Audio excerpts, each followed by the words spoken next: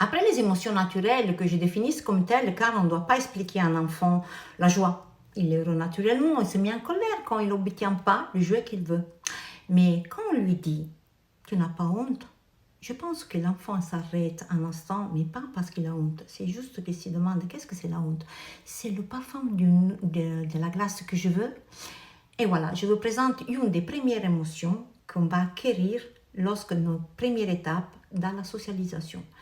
La honte est un signal extérieur. Il nous rend sensibles au jugement, au regard des autres. C'est cette petite voix qui sert à nous recadrer dans la société. Elle dit hey, petite, tu as dépassé les bornes. Mais comment elle se manifeste? Lorsqu'on ressent le besoin de disparaître, à nos yeux et aux yeux des autres.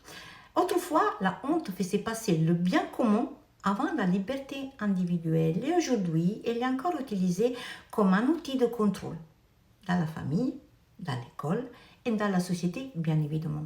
Elle devient une punition silencieuse pour nous maintenir à notre place.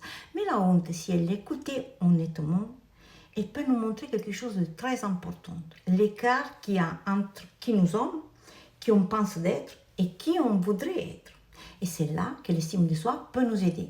Car avec un bon niveau d'estime de soi, on peut gérer le regard des autres sans se sentir détruite.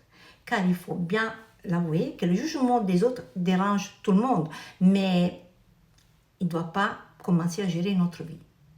Et c'est quand on accepte qui on est, qu'on peut vivre sereinement, être libre et pas laisser la honte nous enfermer.